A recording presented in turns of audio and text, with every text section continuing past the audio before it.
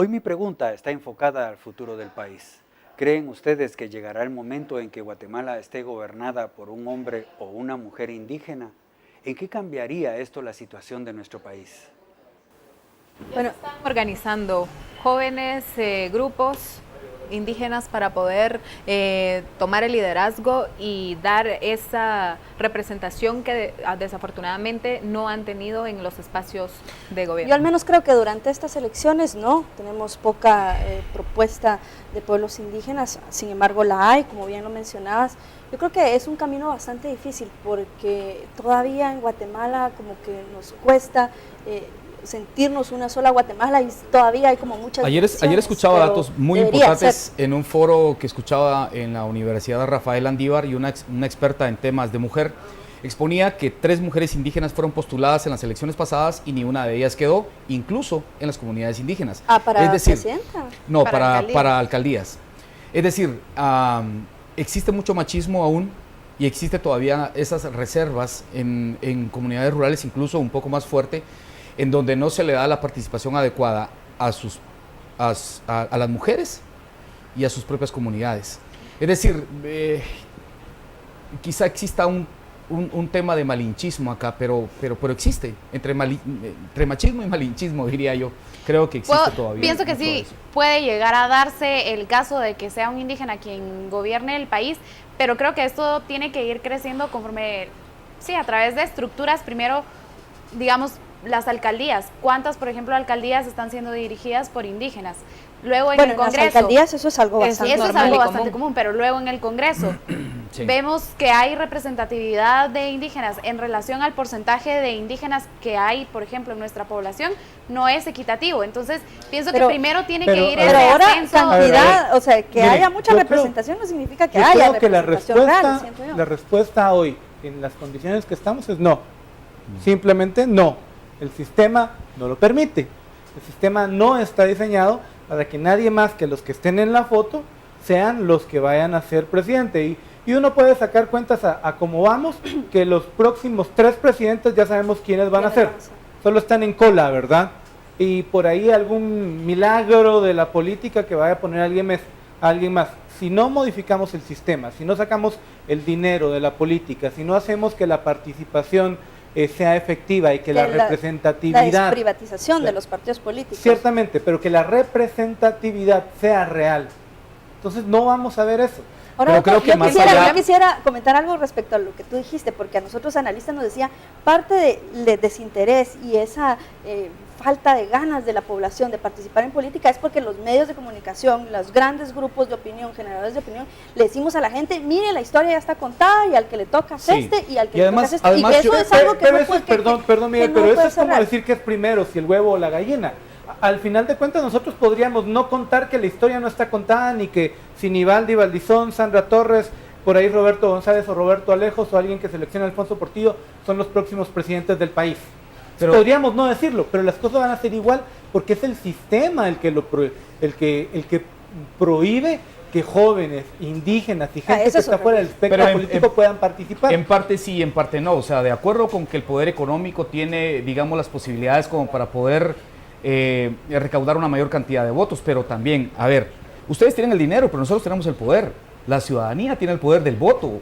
Además, los partidos políticos en algunas comunidades han necesitado de la autoridad indígena porque es una autoridad que se ha organizado a nivel legal. Ahora se está hablando, por ejemplo, de la participación del CPO, que es de los pueblos del occidente, que posiblemente es su debut en una participación política. Además, creo que también, sorpresa. Creo que también es de bueno, claro, puede ser la despedida, pero creo que también hace falta ver un liderazgo genuino de un representante indígena. Además, recordemos que también dentro de los mismos indígenas existen divisiones. ¿Cómo permitir o cómo lograr, que sea un representante indígena el que logre representar precisamente a todas estas? No va a haber un liderazgo genuino con un sistema de partidos políticos que no permite crecer los liderazgos genuinos. Ahí deberían estar los liderazgos de este país. Pero ¿quién le va a entrar a esos cambios en el sistema político? Es que ese es el gran problema político. Y ahí sí concuerdo con Miguel. Nosotros tenemos, o sea, la ciudadanía tiene el poder. Y sí diciendo con una cosa, uno va y habla con el sector privado y ni siquiera el sector privado puede meter a sus candidatos. Claro. O sea, el sector privado tiene que conformarse con los caciques que el sistema tiene y financiarlos a ellos.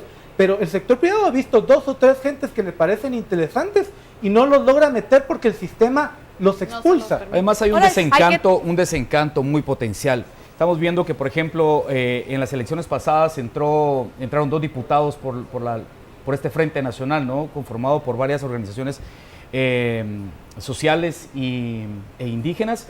Y lo que vemos es una serie de señalamientos en contra de ellos. Incluso hay uno que votó la ley de la ley Monsanto, lo que defienden mucho los pueblos campesinos y los pueblos rurales.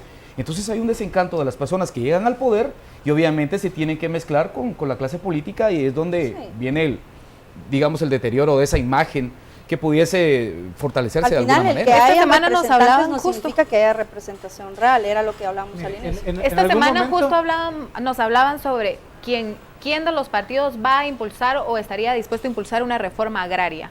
O sea, hasta el momento no hay ninguno que lo vaya a hacer. Un movimiento indígena fuerte lo podría hacer. Pero tampoco hay que a ver, ahí sí me voy a ver muy a la derecha, pero tampoco hay que plantear que la reforma agraria es la panacea para sacar a este país de la pobreza. Pero si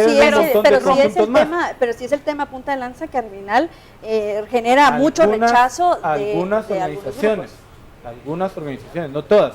Estamos discutiendo aquí si va a haber un presidente indígena a futuro. En algún momento. Debería de dar. Se debería dar con las condiciones cambiadas. Hoy lo que tenemos son caciques, algo que un cacique indígena se meta en este sistema que ya todos sabemos que está corrompido. Pero que los partidos no les abren. A ver, que los hay, pero no. A ver, tenemos, perdón Miguel, el 50% de la población es maya en este país. 50-60%. 50-60, pero es la mayoría. Sí, a eso pero la mayoría vota o va a votar por Alejandro Sinibaldi, por Sandra Torres, por Manuel Valdizón. Porque es lo único que hay también. Porque los partidos se cierran. Porque los partidos se cierran. Entonces se necesita una modificación. Pero por ejemplo tenemos el caso de Edgar Axip, te lo pongo así rápido. Edgar Axip con la gente de la Convergencia. La gente del CPO lo rechaza. ¿De dónde viene Edgar Axip? Oíme, y lo rechaza porque a pesar de que lo consideran un hombre que tiene una carrera política, un líder indígena, independientemente de sus ideas, o sea, consideran que él lo traicionó al estar con partidos de derecha. Entonces los pueblos indígenas... Yo sí creo que en algún momento de la historia va a haber un presidente indígena, como en Estados Unidos se tardaron 200 años en que hubiera un presidente negro. Entonces, en algún momento va a pasar, pero sí necesitamos una profunda reforma de nuestro sistema para que eso pase. Y que se ve como algo a largo plazo. Se nos acabó el tiempo ya, tan rápido. Bueno, entonces los esperamos la próxima semana acá en Panorama Político. El guatemalteco no denuncia, es lo que escuchamos constantemente, pero ¿por qué no lo hace? ¿Por qué tiene miedo? Aquí están las opiniones. Que la gente no denuncia por el miedo, ¿verdad? A sentirse intimidadas por los mismos asaltantes y las mismas personas, los mismos delincuentes. ¿Verdad? Y lastimosamente a veces lo que le pasa a uno, digamos, es de gente que ya sabe dónde vive uno. La gente tiene miedo de hacerlo, ¿va? Por eso no lo hace.